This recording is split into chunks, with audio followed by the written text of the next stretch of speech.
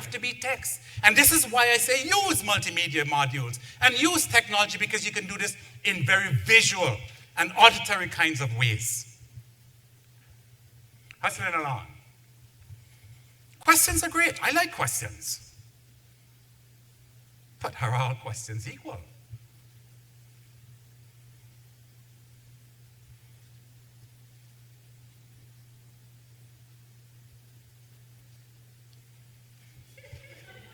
I mean, the last one is just, your tire go flat? Obviously, my tire is flat.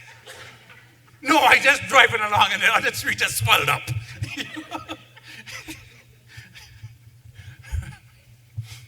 I have to hustle through this. I won't be able to show you this one here. Back up. This one. What do you make of that? I would suggest you not show that to students. What are they doing? Copying all of that, trying to understand it. Because you projected it, they think that that's important. But what if I did this? That is equally as bad, because there's no contextual information for them. How did they situate this? How do they talk about this? Where do they go with it? Maybe it's not a bad idea, you could try it, but might not work the way you want it to. Oops. Oh, man, I'm really getting ahead of myself here. This might be a better way, because this presents some information for them to contextually think about. Incidentally, if you didn't catch it, there was a 2001 article about how you would have to look in order to live past 150 years. Hearing loss, you just do this, and your hearing becomes it becomes very acute. Okay. Other things that I do in my class. Sorry, I'm hustling you along. We'll try to read that quickly.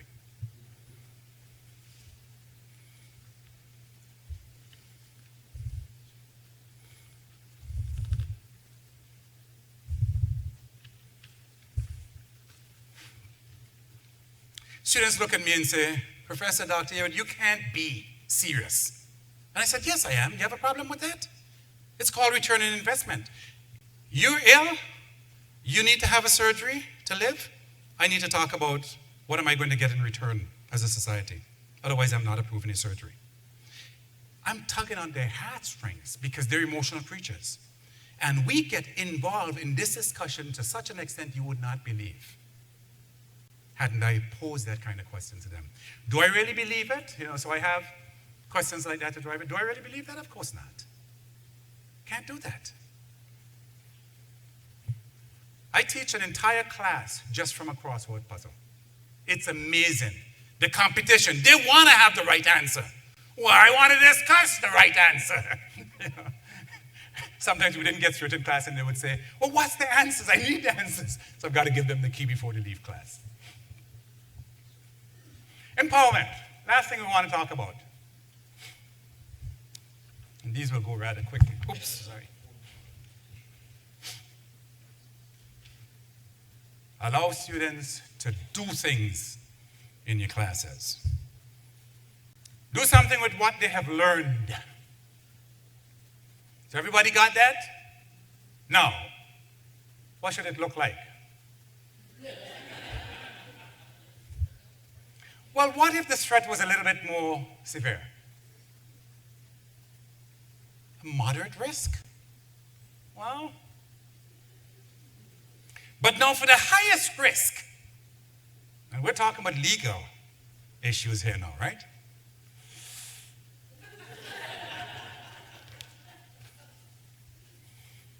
Quickly.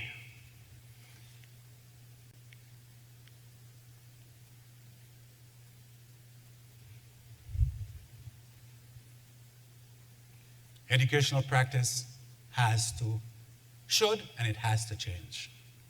And we have tools to allow us to make this change in ways that are meaningful.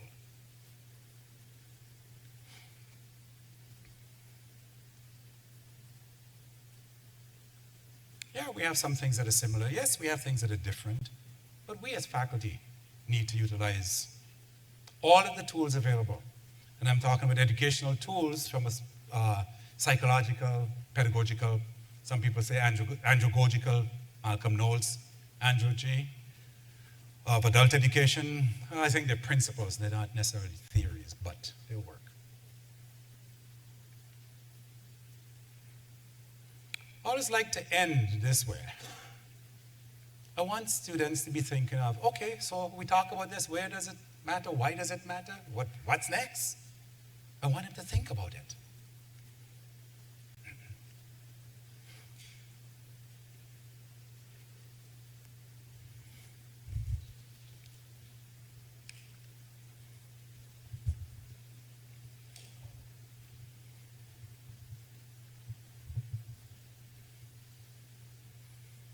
I quickly went through the elements of C.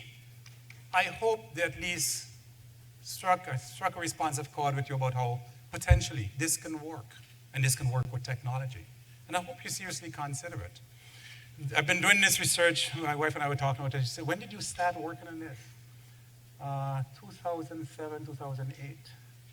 And I'm still continuing ongoing research. NICE, you probably heard of them. They do National Study of Student Engagement. Some of that work played a pivotal role here. Association of Higher Education, their findings about what students know or what students think they know and what faculties think they know and what employees want them to know and what they don't know played a role in some of the research findings and writings that I've had and communicated with.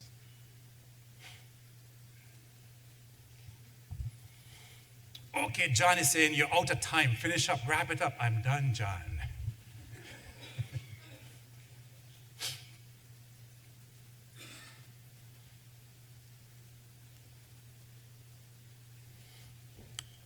So any questions you have for me? Quick questions? John says I can.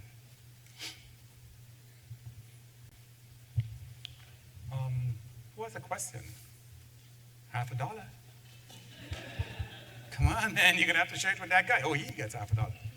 Oh, sorry. All right, go ahead, sir. You can speak loud or I can help. Oh, thank you very much. What are your feelings on student agency when it comes to assignments and what they do to satisfy the assignment? So most times when you say student agencies, in terms of? So if you say, I want you to explain to me in something that you produce that you understand this concept, and then typically that takes the form of a 10 to 15 page paper, double-spaced, such and such. So if somebody wants, their passion is making a film, they make a film on the topic, a poem on a topic, a painting. How do you support that? Do you enable that? I'm open to all forms of communicating how you know what you know and the fact that you know this and what differences it makes. And I always caution though, I have a set of guidelines. So for instance, I give you a set of guidelines and I put those out there and I said, these are the things I want you to address. And sometimes I'll limit them. I have in one class, I have 15-minute presentations by students. And students will tell me, I can't speak for 15 minutes, and those suckers get up there and they want to go for 20 minutes. You know? And I have to say, no, you need to practice this and keep it within that. But I'm looking for things in that presentation piece, whatever it is, that addresses what I think are very important. And so I evaluate them in that. One of the ways that I make it easy for evaluating that content, I'm a big believer in rubrics. And I use rubrics, and I have them help me create the rubrics. And I said, this is what I'm looking for. Check, check, check, check. It's there? Fine. It's not there? And so rubrics coupled with a clear communication of what it is I'm looking for and what it should address. Yeah, I'm open to all forms of, yes. He's got the other half of the dollar, so you have to see him, man. And you can tape that, it'll be okay. Any other thoughts, questions? Oh, sorry. I'm playing the part of Phil Donahue.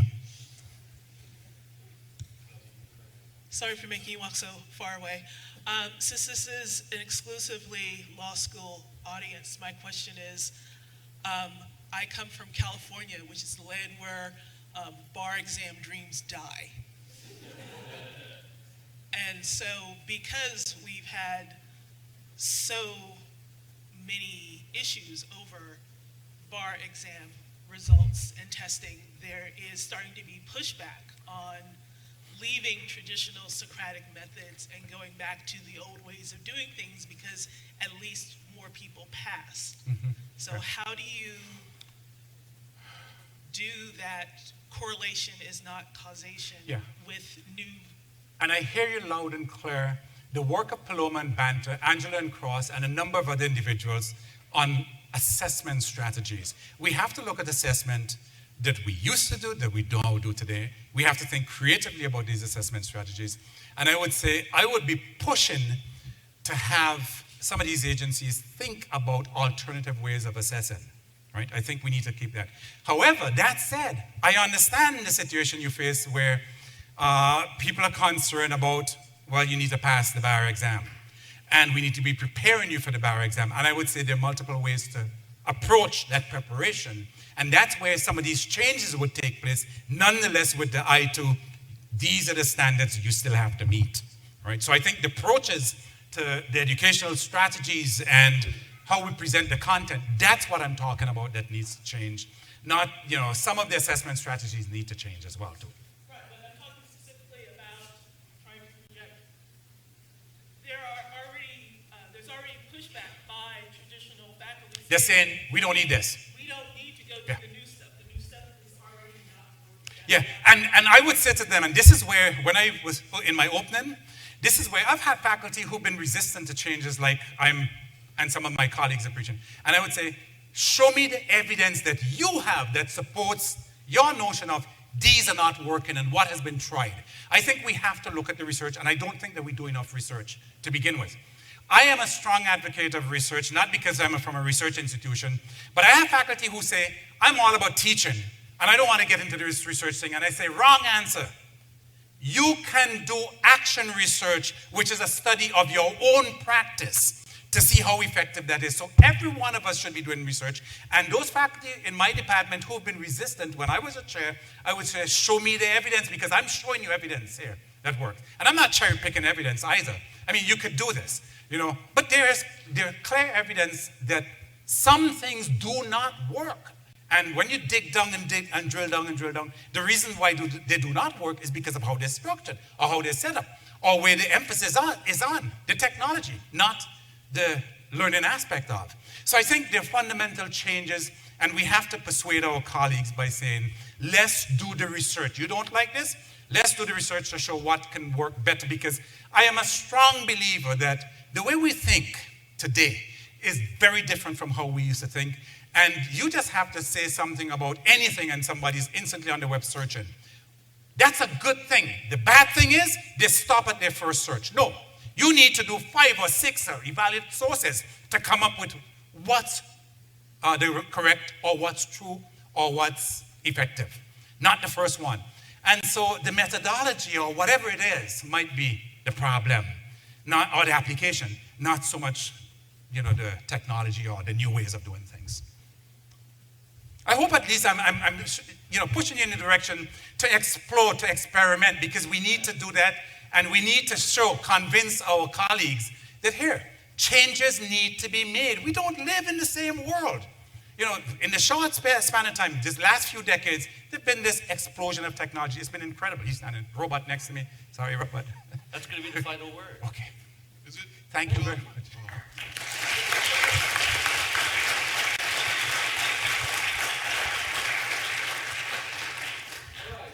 Session after the plenary is a hard one, right? Because you all gotta start finding where all those rooms are, and we don't know where they exist. So when you exit, you make a right, there will be people standing out there trying to point you in the right way. All those classrooms are on the second and third floor. Second and third floor, so it's up the stairs if you're healthy or need to be healthy, or up the elevators, if not. And we're gonna start at 11. And so if we have something 11, it's 10 minutes, if you have something, bring it with you.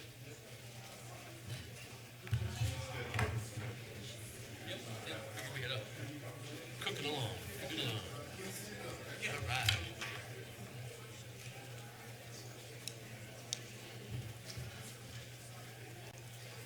I'm putting my glasses back in.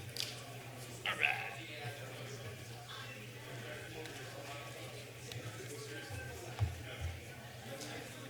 Those are off. It's off. I didn't get to use my gun.